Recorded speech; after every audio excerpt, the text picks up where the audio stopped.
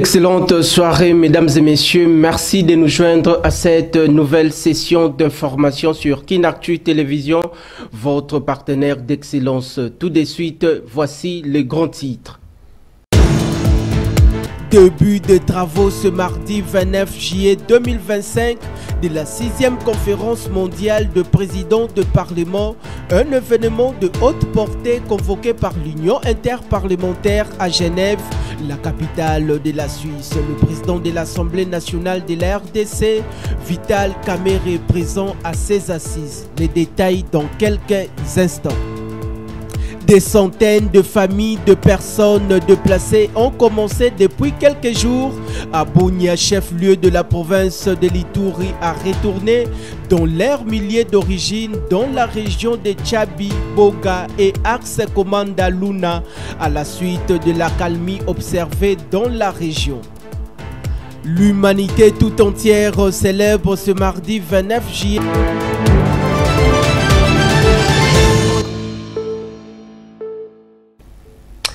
Démarrons par cette nouvelle qui partira de la présidence de la République. Sachez que le directeur des cabinets du président de la République, Anthony Kinzo Kamoulé, a présidé lundi 28 juillet dernier la cérémonie des remises et reprises entre l'ancien directeur des cabinets adjoint du chef de l'État en charge de matières économiques, André Wameso, et l'entrant André Niemboué. Suivez. C'est une cérémonie de passation de pouvoir entre deux promus. Nommé directeur de cabinet adjoint chargé des finances du chef de l'État le 23 juillet dernier par ordonnance présidentielle, André Niemboué est entré officiellement en fonction ce lundi 28 juillet. La cérémonie de remise-reprise avec son prédécesseur, nommé gouverneur de la Banque centrale, a eu lieu dans la salle du 24 janvier au Palais de la Nation en présence du directeur de cabinet du président de la République, Dédir Kaba, ainsi que différents cadres et collaborateurs du chef de l'État. Anthony Kinzo, le numéro 1 du cabinet du chef de l'État, a encouragé le sens des sportivités entre les Dirkaba sortants et entrants. Il invite par ailleurs le personnel de la direction des finances au respect aux nouveaux promus. André Niemboué a affirmé sa volonté de poursuivre avec rigueur la responsabilité qui lui est confiée par le garant de la nation. C'est un sentiment de responsabilité. On réalise que c'est une tâche lourde et c'est l'occasion de féliciter mon prédécesseur qui a accompli un travail remarquable et nous espérons pouvoir faire au moins aussi bien. Et si Dieu permet, comme lui-même le disait, il espère que nous ferions plus.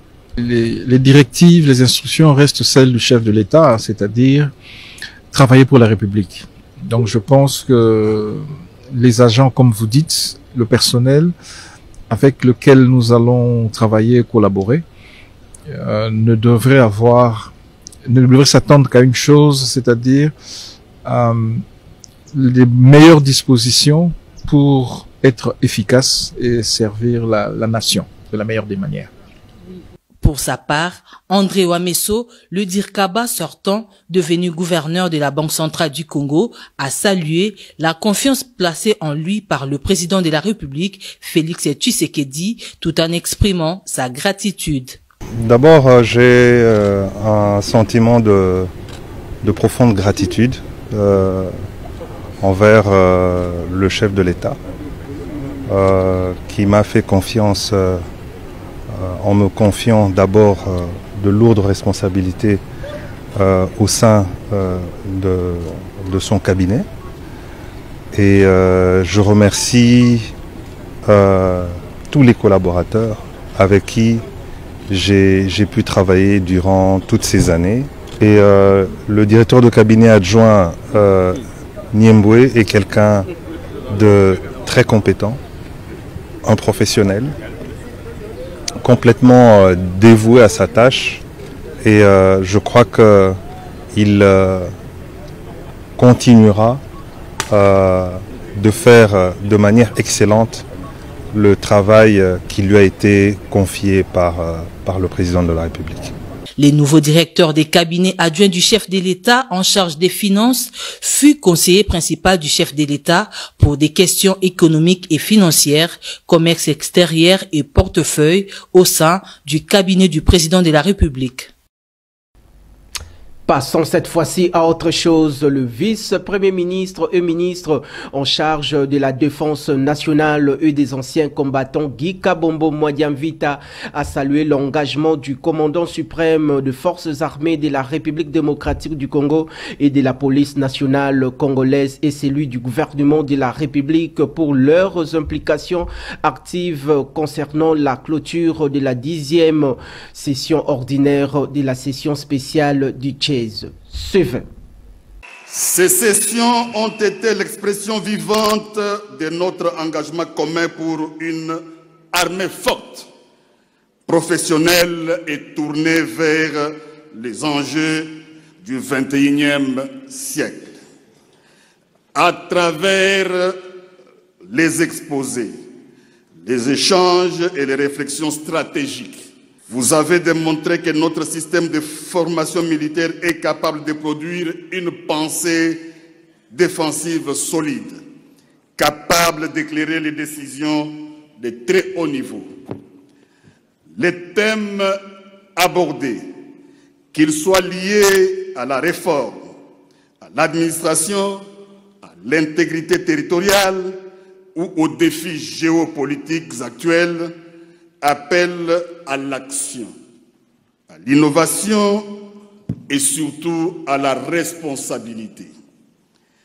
Je tiens à féliciter tous les participants pour la qualité de leurs travaux et leur discipline.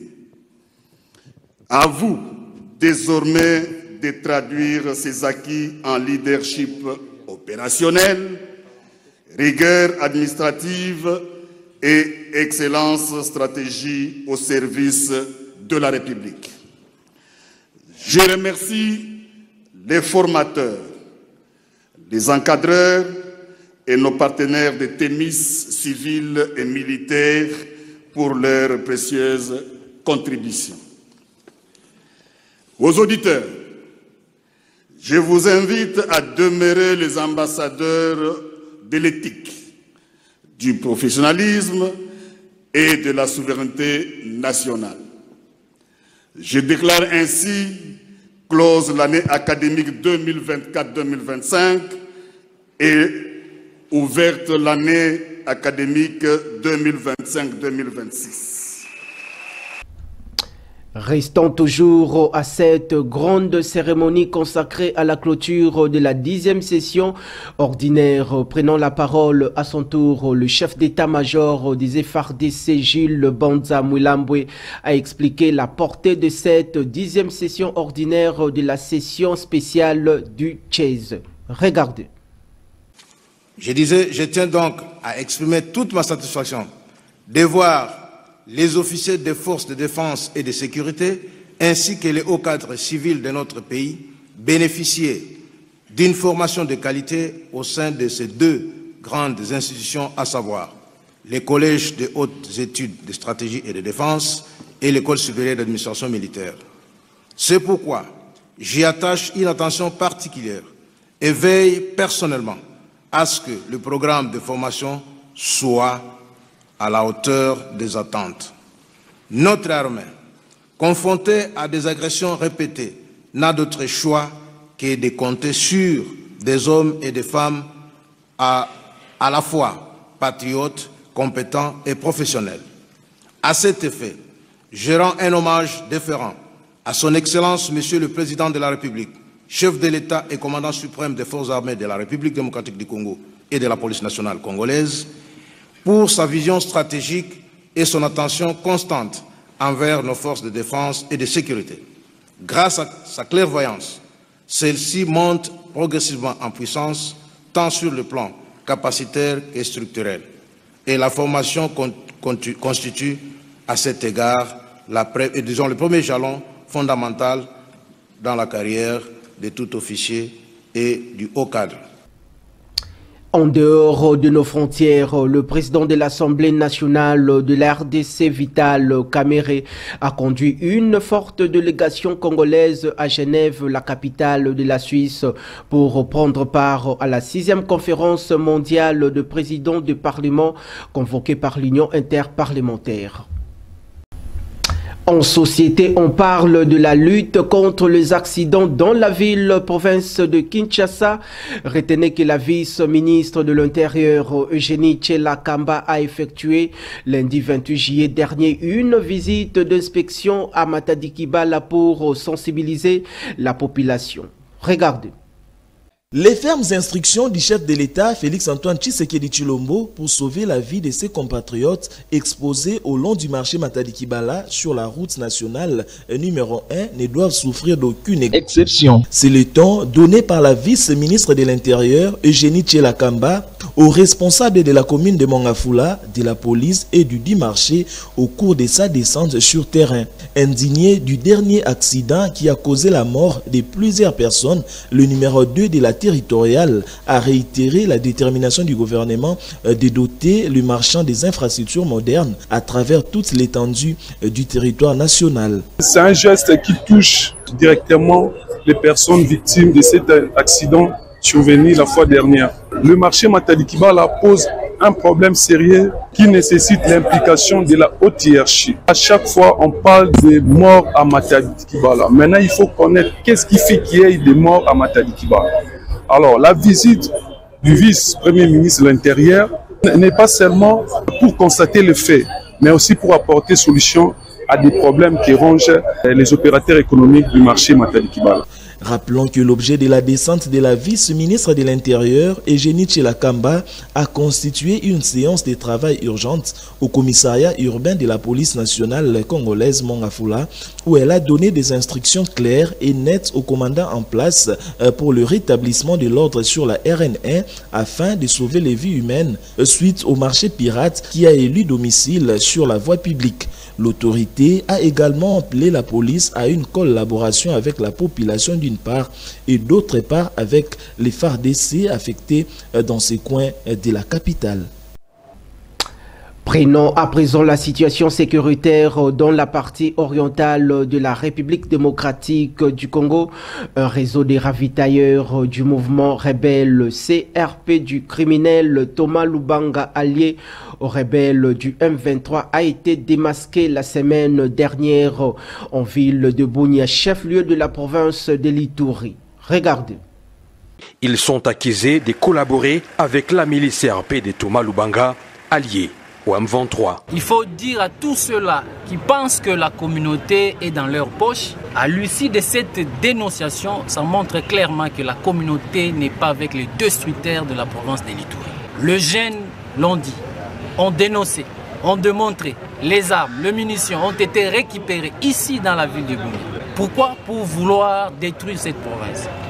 Allez dire à Thomas Lubanga, la communauté n'est pas avec lui, et la communauté ne sera jamais avec lui pour détruire la province. Nous nous sommes mis à l'ordre de bataille utile pour dénicher, démasquer tous les destructeurs de la province de l'Ituri. Partout où vous êtes commerçant, vous êtes motard. Mais si vous êtes dans ces complots, on va vous démasquer l'un après l'autre. L'armée congolaise en Ituri affirme que d'autres arrestations pourront suivre. Ainsi, la communauté iturienne est invitée à faire échec à ses plans de déstabilisation. C'est tout un lot de munitions, de jeunes, de commerçants. Un commerçant arrêté, mais lui-même a dit aussi que non, il voulait collaborer avec les forces armées. Voilà les actes patriotiques. Voilà le valeur républicaine que l'Ituri a besoin. Au nom du gouverneur militaire de la province de l'Ituri, les commandants des opérations, lieutenant-général Luboya, nous lançons encore un message à la jeunesse, à la population, de se désolidariser des destructeurs de la province de l'Ituri. De ne pas suivre ceux-là qui ont que l'objectif ultime, détruire la province. Les enquêtes sont en cours. C'est aussi un message Ne fouillez pas là où vous êtes, restez, on viendra vous attraper. Les plans actuels de la déstabilisation de la province de l'Ituri, attribués à la CRP de Touma Lubanga, alliée au M23, a déjà causé plusieurs pertes en vies humaines dans le territoire d'Njougou. Les opérations militaires sont en cours pour mettre définitivement hors d'état de nuire cette rébellion. D'un dossier à un autre, un enfant de 4 ans a été grièvement blessé par une balle perdue, sauvé grâce à une intervention médicale d'urgence. Alertées rapidement, les autorités sanitaires ont réagi avec une célérité remarquée sous la direction du ministre de la Santé, Hygiène et Prévoyance sociale, Samuel Roger Kamba. Son histoire a fait le tour du monde, une tragédie qui a secoué la 3e rue des Bonhommes à Cravette dans la commune de Matete. Alexandre Bengankuna, 4 ans, dormait paisiblement lorsqu'une balle perdue a traversé la toiture et terminé sa course sur son visage.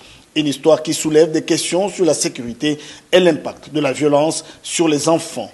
Le lundi 14 juillet 2025, sur instruction personnelle du ministre de la Santé publique, Dr Samuel Roger Kamba, Alexandre Bengankuna a été transféré à Lubumbashi, à l'hôpital Félix Tshisekedi. Le choix de cet hôpital moderne est dicté par sa capacité à traiter des cas difficiles, mais aussi parce que l'hôpital Félix Tshisekedi de Lubumbashi est le seul à posséder l'équipement de navigation neuronale qui permet de guider précisément les chirurgiens lors d'interventions sur les cerveaux grâce à une imagerie 3D. À peine arrivé à Lubumbashi, Alexandre, 4 ans, a été pris en charge par des médecins chirurgiens spécialistes qui ont évalué son état. Une équipe de médecins professionnels a été mobilisée pour sauver la vie de ces petits garçons innocents. Après 1 heure d'opération, précédée par des examens d'imagerie pour localiser précisément la balle, l'équipe du docteur spécialiste Dieu merci Kaboulou a réussi à extraire la balle. Une opération d'un grand succès. Cette balle extraite, la voici. Nous venons d'extraire une balle chez un enfant de 4 ans. La balle est dans la tête depuis 1 mois et 2 semaines. C'est un enfant qui a été à Kinshasa, suivi aux cliniques universitaires de Kinshasa. Et après, il était à Kankokolo. Et voilà, on nous l'a envoyé ici par l'excellence, monsieur le ministre de la Santé. Grâce à la neuronavigation, comme vous le connaissez, nous avons un hôpital avec un bon plateau technique. Un plateau technique qui réduit l'expatriation des malades à l'étranger. Nous avons ouvert et nous avons enlevé la balle dans moins d'1 heure. La balle était dehors parce que la neuronavigation nous aide à détecter avant d'ouvrir. Merci. Alexandre a été sauvé et sa vie est hors danger et placée sous observation. Quittons à présent ces chapitres. La cité des Komanda, dans les territoires d'Irumu au sud de la province de l'Ituri, vit sous le choc d'une attaque sanglante attribuée aux rebelles ADF qui a coûté la vie à une quarantaine de civils dans la nuit de samedi à dimanche 27 juillet face à la terreur sémée par les rebelles. Suivez. Depuis que l'attaque survenue autour de minuit du 27 juillet 2025, plus de la moitié de la population a quitté la cité des Komanda. Les quartiers base Zunguluka, Umoja et Ngombenyama, jugés la plus exposée, sont quasiment vides de leurs habitants, rapportant plusieurs sources. Certaines prennent la route vers Kisangani et d'autres vers Bunia. Parfois à pied, à moto, soit dans des taxis surchargés. Les forces conjointes FARDC, IPDF ont intensifié leur présence dans les zones, apportant tant soit les réconforts à ces restes sur place. Mais la peur persiste. Les activités économiques sont totalement en arrêt. Marchés, boutiques, pharmacies, même les agriculteurs ont plus l'accès à leurs champs. Les nouveaux venus savent même pas où passer la nuit. S'ils dorment en bourse, c'est par manque des espaces et par peur des attaques. Selon la mairie de Bunia, plus de 2400 déplacés vivent chez les familles d'accueil.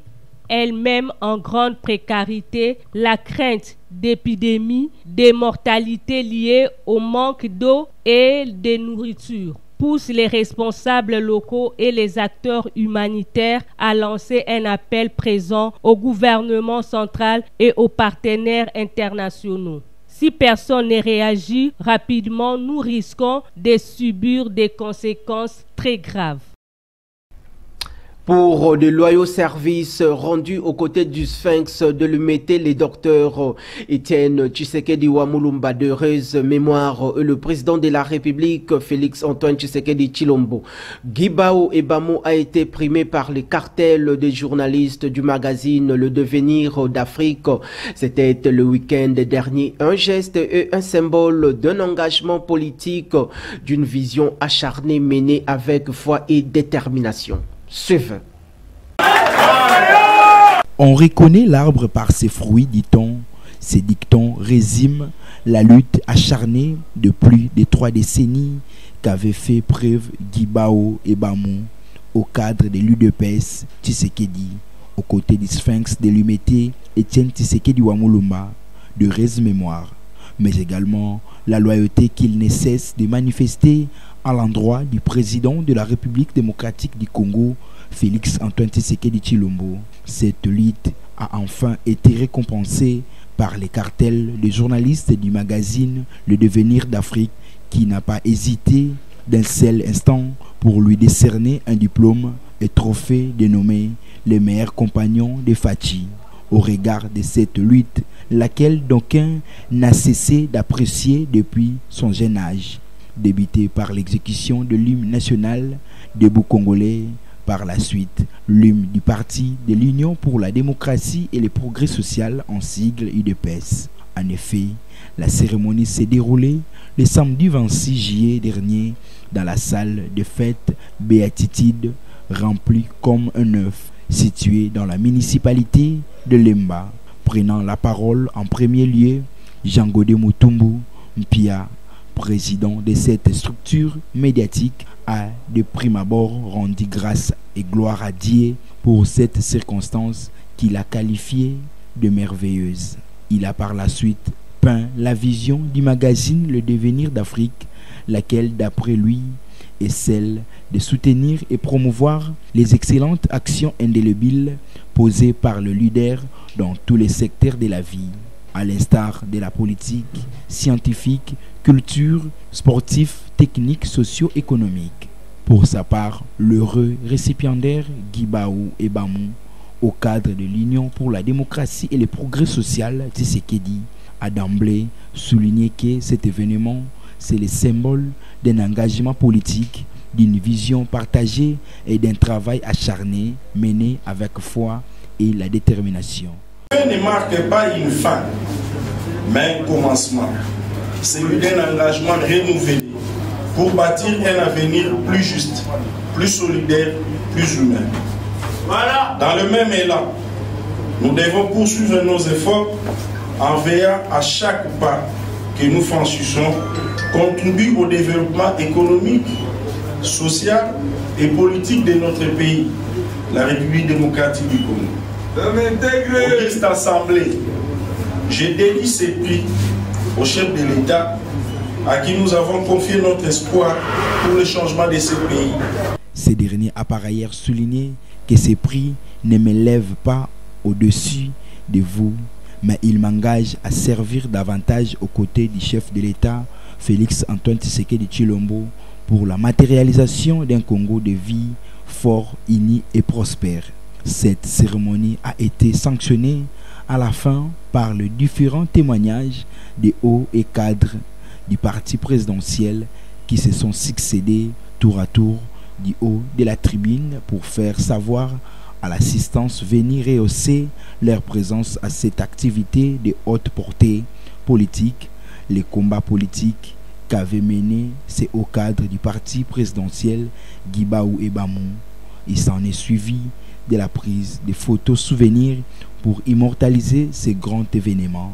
Puis, pour joindre l'utile à l'agréable, un cocktail a été servi pour la circonstance. Autre chose dans ce journal, au Kasaï oriental sur le tronçon Bujimaï-Mbanga, les travaux de réhabilitation évoluent à une vitesse de croisière grâce à la volonté manifeste du président de la République, Félix Antoine Tshisekedi Tshilombo. Suivez. Nous sommes sur la nationale numéro 2 Mbujimaï-Kabinda-Mbanga, où nous sommes venus nous rendre compte de l'effectivité de ces travaux qui ont été lancés le samedi 28 décembre 2024 à Kabwe par le président de la République, son Excellence Félix Antoine Tshisekedi Tshilombo. Ce tronçon long de 280 km comprenant l'axe routier Mbujimai-Kabinda-Mbanga sera asphalté à moyen terme. Précision, quand on parle de Mbujimai, cela ne signifie pas que cette route va directement de la ville de Mbujimai, mais elle commence à plus de 12 km de la ville de Mbujimai, c'est-à-dire dans la cité de Kabwe. C'est à partir de là que les 280 km sont comptés.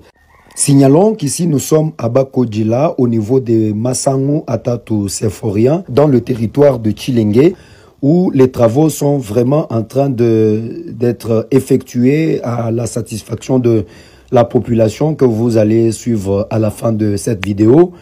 Le travail est en tout cas en train d'être abattu puisque sur toute la route, les chantiers sont ouverts un peu presque partout. Comme par exemple quand vous dépassez Kabwe, au niveau de Benakalongu, il y a un chantier qui est ouvert là-bas. Ici à Bakodjila et un peu plus loin d'ici, un autre chantier y est ouvert. Alors quoi de plus normal que d'encourager l'entreprise chinoise CJC qui est donc en train d'effectuer ses travaux. Vous voyez comment cette route est vraiment ouverte. Ces travaux bénéficient donc du financement de la Banque mondiale dans le cadre du projet d'appui à la connectivité et au transport, avait indiqué cette fois-là le ministre des Infrastructures Alexis Guissaro. Une fois modernisé, le tronçon routier Mbujimai et Kabinda-Mbanga va relier les provinces du Kasaï oriental et de l'Omami grâce à une infrastructure moderne construite selon les standards internationaux d'autoroute. La journée internationale du tigre est célébrée le 29 juillet de chaque année afin de sensibiliser à la nécessité de la conservation et de leur habitat naturel. Cette date historique est également appelée journée du tigre. Retrouvez dans ces détails. 11 ans après sa création, la journée mondiale du tigre est chassée pour leur fourrure. Leurs os, d'autres médecines traditionnelles soutiennent les organisations de conservation, réduire notre empreinte écologique.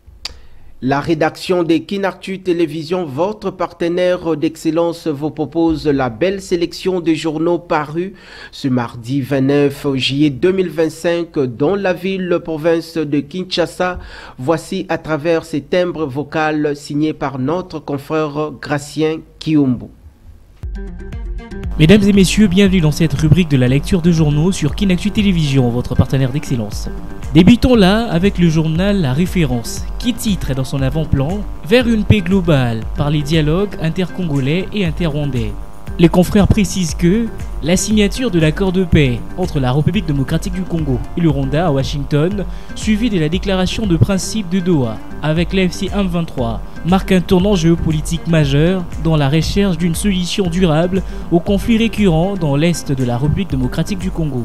Mais la vraie paix ne saurait être décrétée par la plume diplomatique seule, elle s'est construite dans la confrontation honnête de vérités enfouies et dans le courage du dialogue inclusif. Bouclons cette rubrique avec le quotidien Forum des As, qui précise dans sa une Jacques Kabula Katwe à Kinshasa pour présenter ce moyen de défense. Les quotidiens de la Gombe précisent dans son fond que le gouverneur de la province du Haut-Katanga est arrivé hier lundi 28 juillet 2025 à Kinshasa. Jacques Kabula Katwe est venu répondre à la convocation du vice-premier ministre en charge de l'Intérieur, Sécurité, Décentralisation et Affaires coutumières, Jacques Machabani Louko, précise Madame Consolate Kanja, conseillère en communication du chef de l'exécutif provincial. Ces déplacements met en terme une séquence d'incertitudes politiques autour du chef de l'exécutif provincial, marquée par une absence prolongée, un avis de recherche émis par la DGEM et une réapparition surprise à Lubumbashi le 24 juillet. Fin de cette rubrique de la lecture de journaux sur Kinactu Télévision. Prenons rendez-vous au prochain numéro.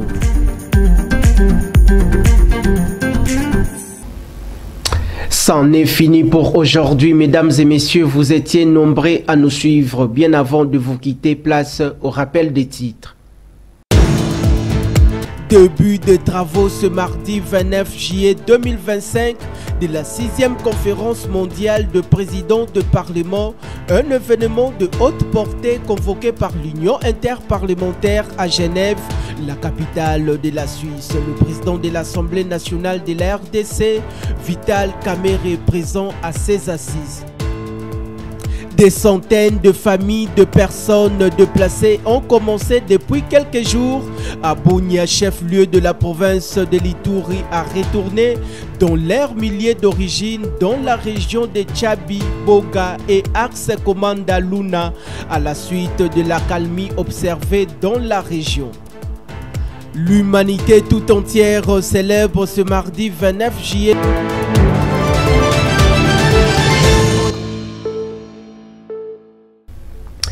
Ce travail de titan est réalisé grâce à la conjugaison des efforts de la rédaction et de la technique.